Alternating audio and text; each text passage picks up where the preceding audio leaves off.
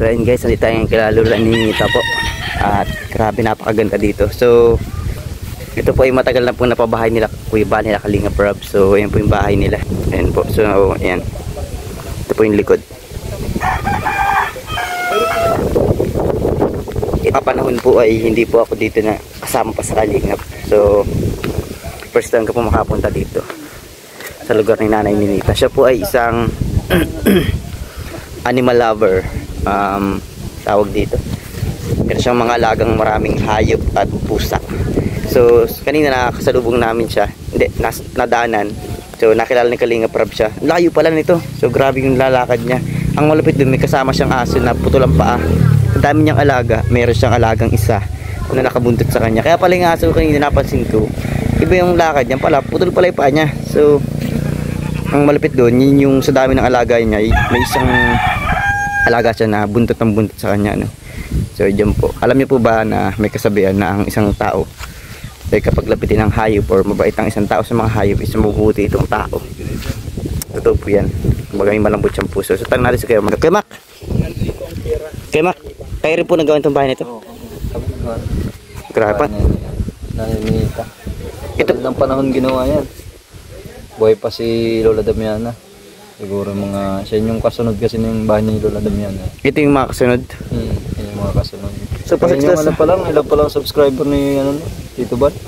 Si Kuya Bal nagpagawa nito? Oo, halos kay Tito Bal.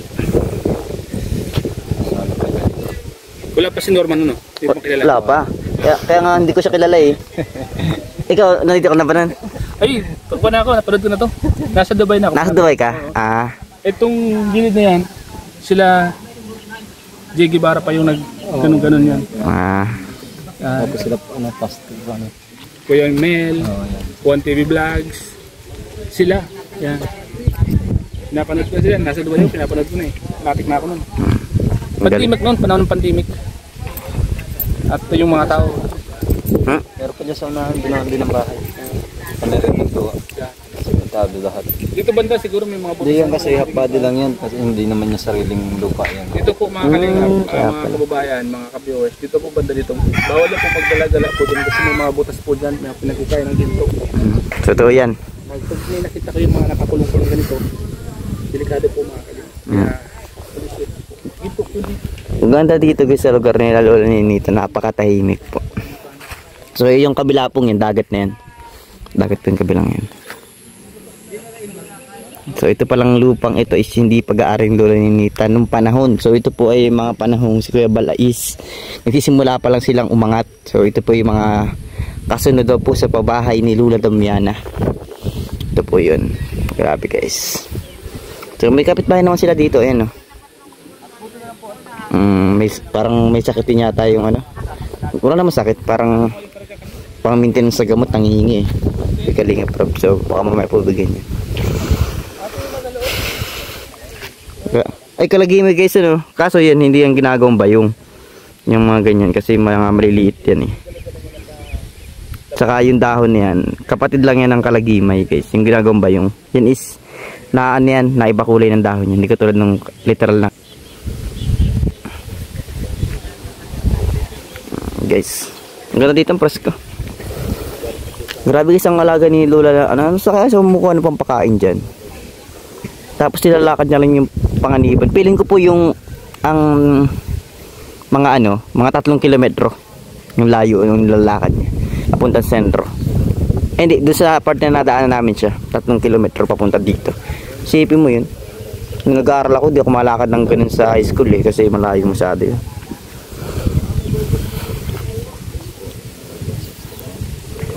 Ayan po, isa po ito sa mga napaba. Ayan Kuya Bal. Ang presko dito, ang ganda. Ang ganda dito ang hangin.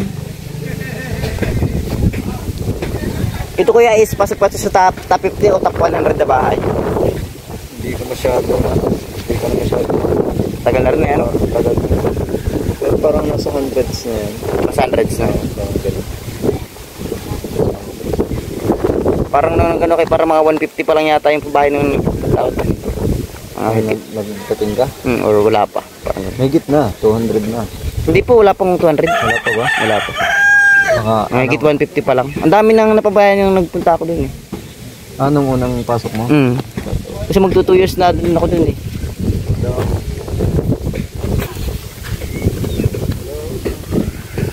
Yun guys. Salamat pala sa mga neighborhood ni Lola Ninita, no? Kasi nagbibideo ko sila dito. May nagkakasiyan, may birthday po yata yung kapitbahay niya. May mga nagiinom dyan. Is pinagbigyan po tayo na makapag-vlog si Kalingap Prep kahit siyempre yung ingibigay po ng video ko eh.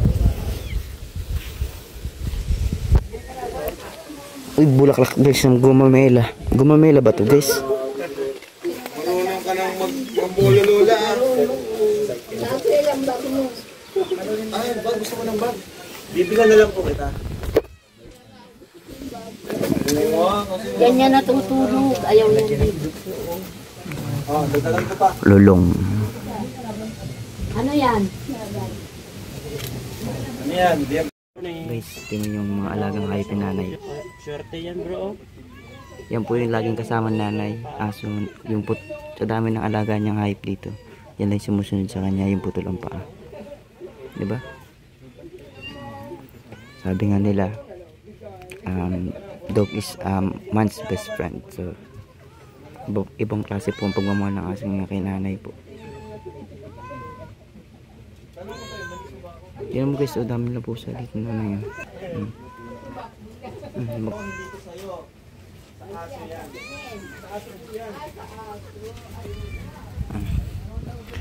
So ako guys, is first time ko lang po dito makapunta. Ang ganda ng likod nila.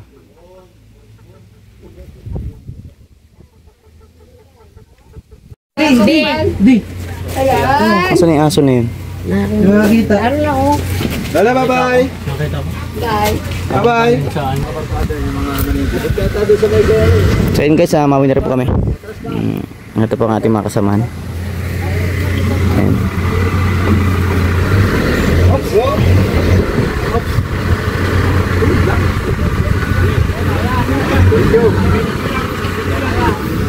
Guys, lulong. Guys, ayun na, salamat po. God bless us all. Uy bro, Grabe nga talaga. matagal na. Matagal na ka grabe.